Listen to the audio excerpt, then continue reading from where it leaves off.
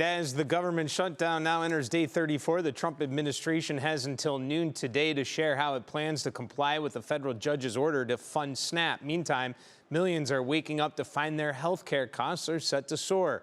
NBC's Alice Barr has the latest from Washington.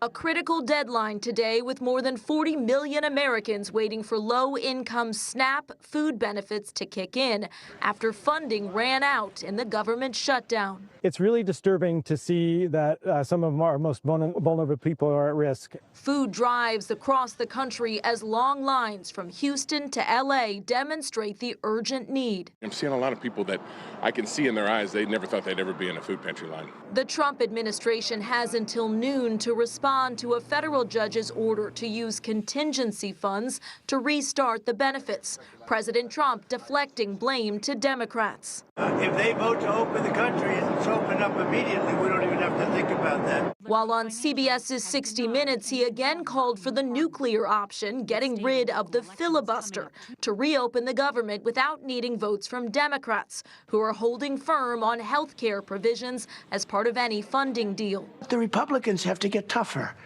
If we end the filibuster, we can do exactly what we want. A new NBC News poll finds 52% of Americans surveyed blame President Trump and Republican lawmakers for the shutdown. 42% blame Democrats, with both President Trump and Democrats earning low approval ratings. I think that Democrats are passive, and I think that Republicans are predatory. I think the whole system is a mess. Elections tomorrow offering another snapshot of how Americans are feeling as both parties look ahead to next year's critical midterms. That new NBC News poll also showed voters split on immigration, with 50% of those surveyed holding negative feelings about ICE.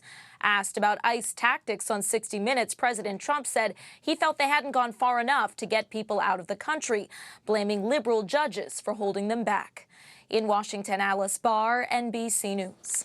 Alice, thank you. And with SNAP benefits still on hold, the Greater Cleveland Food Bank is preparing for another busy week of helping those in need. Over the weekend, the food bank distributed boxes of food and fresh items to those who stopped by for help. Also helping out this weekend, workers at Cleveland City Mission, who made sure women and children on the wait list for the shelter were also able to pick up food as needed. City Mission says their goal is to fill the gap and help those who need it in times of stress like this. I think the important thing is that we're here if we're needed. And that's kind of, the mission has done that for 115 years to serve our local community here in Cleveland. Volunteers prepared over 800 bag lunches for distribution this weekend and say they will be handing out more later this week.